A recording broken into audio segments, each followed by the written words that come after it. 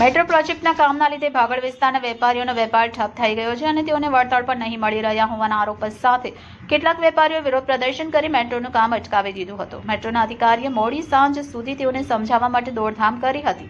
ભાગળ વિસ્તારમાં મેટ્રોનું કામ ચાલુ હોવાથી મોટી સંખ્યામાં વેપારીઓને અસર પડી રહી છે। બેરિકેડને લીધે ગ્રાહકો નહીં આવતા તેઓનો વેપાર ખોરવાઈ જતા મોટું નુકસાન થઈ રહ્યું છે, જેથી તેઓ આર્થિક વળતરની માંગણી કરી રહ્યા છે। 2 દિવસ પહેલા પણ કેટલાક વેપારીઓએ મેટ્રોની ઓફિસે જઈ નારાજગી વ્યક્ત કરી હતી। ગુરુવારે સવારે પણ મેટ્રોનું કામ શરૂ થયું ત્યારે મોટી સંખ્યામાં વેપારીઓ એકત્રિત થઈ ગયા હતા અને સાઇટ પર પહોંચી વળતરની માંગણી કરવાની સાથે કામ રોકાવી દીધું હતું। 300 જેટલા વેપારીઓ એકસાથે એકત્રિત થઈ તેમનો આક્રોશ વ્યક્ત કર્યો હતો। કેટલાક વેપારીઓનું કહેવું હતું કે છેલ્લા 22 મહિનાથી વેપાર માત્ર 20% રહી ગયો છે। મેટ્રોના પ્રોજેક્ટના લીધે તેઓને મોટું નુકસાન થઈ રહ્યું છે। જો મેટ્રો પ્રોજેક્ટના અધિકારીઓ દ્વારા તેઓને આર્થિક વળતર નહીં આપવામાં આવે તો કામ નહીં શરૂ કરવા દેશે।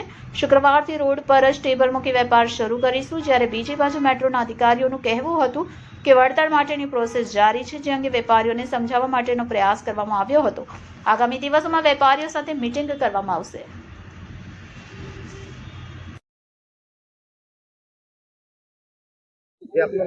મારું નામ હરેકૃષ્ણ દોરીવાળા છે।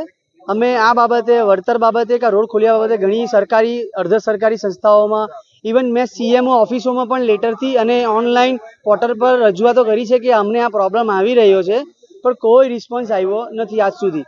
વારંવાર અમને એટલું કહેવામાં આવ્યું છે કે તમારું કામ ચાલુ છે, તમારું કામ ચાલુ છે। આજે 20 મહિના થઈ ગયા એ વાતોને, હવે વેપારીઓની ધીરજ ખૂટી રહી છે, એટલે અમારે આ આખરે પગલું લેવું પડ્યું।